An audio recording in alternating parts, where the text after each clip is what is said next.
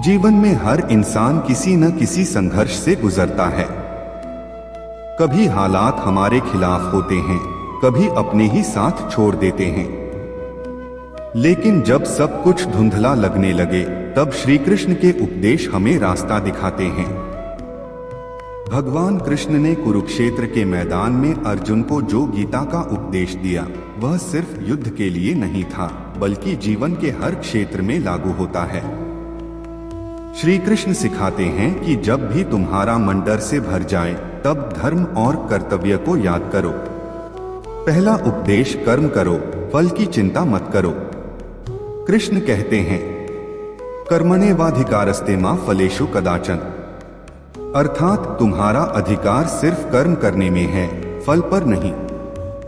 आज के समय में हम हर काम इसलिए करते हैं कि हमें उसका फल मिले, पैसा, प्रसिद्धि, सफलता या तारीफ। लेकिन जब फल देर से मिलता है, हम टूट जाते हैं। कृष्ण का संदेश है, जो भी काम करो, पूरी निष्ठा और ईमानदारी से करो, परिणाम अपने आप मिलेगा। दूसरा उपदेश, आत्मविश्वास रखो। अर्जुन जब युद्ध भूमि में खड़ा था, तब उसका आत्मविश्वास टूट चुका था।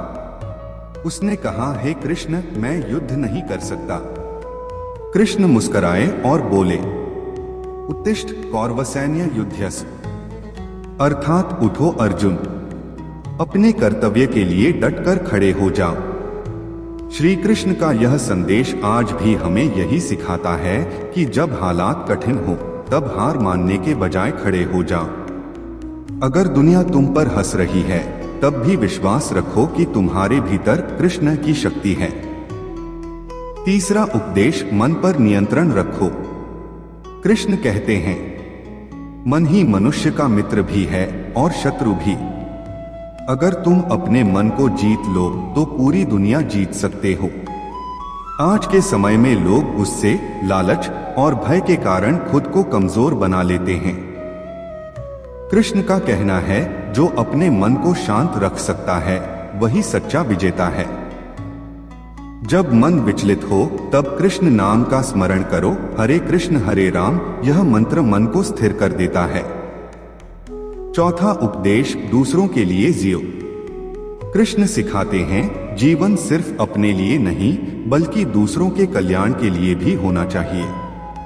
उन्होंने कभी अपने सुख के लिए कुछ नहीं किया, हमेशा दूसरों की मदद की। जब हम सेवा और प्रेम के भाव से जीते हैं, तो हमारे अंदर सकारात्मक ऊर्जा आती है। याद रखो, स्वार्थ से नहीं, परमार्थ से जीवन महान बनता है। पांचवा उपदेश, समय का महत्व।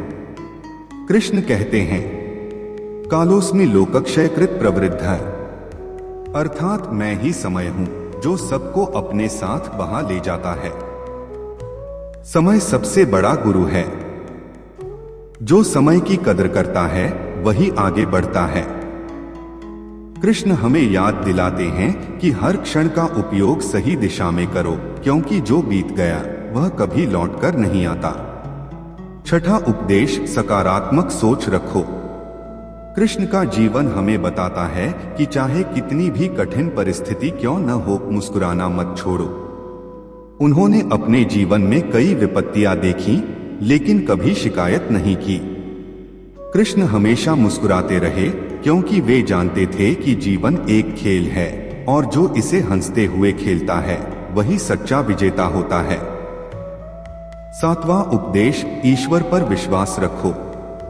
कृष्ण कहते हैं, सर्वधर्मान परित्यज्य मामेकं शरणं व्रज, अर्थात सब धर्मों को छोड़कर केवल मेरी शरण में आओ, मैं तुम्हें सभी पापों से मुक्त कर दूंगा। जब जीवन में कोई रास्ता न दिखे, तब ईश्वर पर विश्वास रखो। अगर तुम्हारा दिल सच्चा है, तुम्हारा कर्म पवित्र है, तो कृष्ण तुम्हारे साथ हैं। याद रखो, हर समस्या का अंत तब होता है जब तुम हरे कृष्ण बोलकर मुस्कुराते हो।